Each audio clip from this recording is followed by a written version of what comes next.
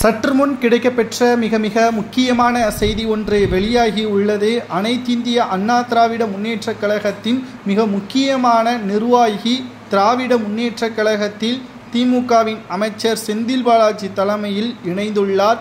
இவர் வேலுமணி, முன்னாள் அமைச்சர் வேலுமணியின் மிகப்பெரிய விசுவாசியாகவும் எடப்பாடி பழனிசாமி அவர்களுக்கு நெருக்கமானவராகவும் இருந்துள்ளார்.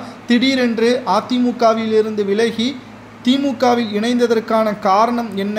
இதனால் அதிமுகவின் மிகப்பெரிய அளவில் மாற்றங்கள் கோவையை பொறுத்தளவிற்கு திமுகவின் கோட்டையாக மாறும் என்றும் செந்தில் பாலாஜி அவர்கள் கூறியிருக்கிறார். இதை பற்றி தான் இந்த வீடியோவில் முழுமையாக நாம் பார்க்க போகிறோம். அதாவது முன்னாள் அமைச்சர் SP வேலுமணியின் அனைத்துமாக இருந்த, அதாவது வலதுகை இடதுகையாக இருந்த மாநில இளைஞரணி செயலாளரான சந்திரசேகர் கட்சியிலிருந்து விலகி இருப்பது நாம் ஏற்கனவே பதிவு செய்திருந்தோம்.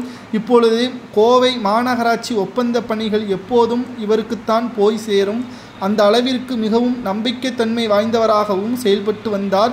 தற்பொழுது நடந்து முடிந்த மாநகராட்சி தேர்தலில் கூட திமுக அமைச்சர் செந்தில் பாலாஜிக்கு எதிராக தனது மனைவியை நிற்க வைத்து வெற்றி பெறவும் செய்தார்.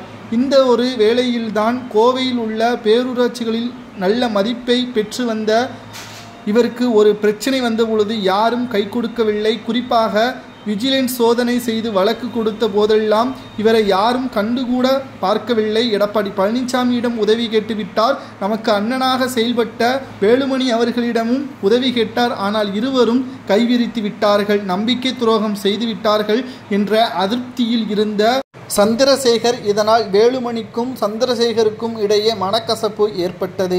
ஆரம்பத்தில் இது சரியாகிவிடும் என்று கோவையில் உள்ள அதிமுகவின் நிர்வாகிகள் நினைத்தார்கள். ஆனால் கோவை வடக்கு, தெற்கு, பொள்ளாச்சி, மேட்டுப்பாளையம் மேற்பட்ட பகுதிகளில் அதிமுக வெற்றி பெற்றது.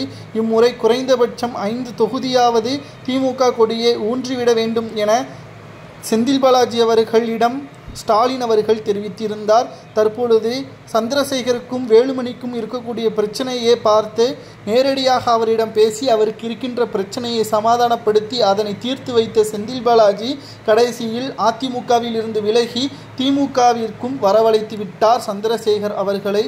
வேலுமணியின் வலதுகையாக இருந்த சந்திரசேகர் அவர்களுக்கு ஒரு பிரச்சனை என்ற போதில் வேலுமணியும் உதவி செய்யவில்லை, எடப்பாடியும் உதவி செய்யவில்லை. இதனால் ஏற்கனவே கோவையில் வெற்றியடைந்த அனைத்து அதிமுகவின் நிர்வாகிகளும் இவரை வைத்துதான் வெற்றியடைந்தார்கள். ஆனால் இவருக்கே ஒரு பிரச்சனை என்ற பொழுது வரவில்லை. ஆனால் செந்தில் பாலாஜி வந்து ஒட்டுமொத்த கோவையையும் தனது கட்டுப்பாட்டில் கொண்டு வந்து விட்டார். சந்திரசேகர் திமுகவில் இணைந்ததாக கூறப்படுகிறது.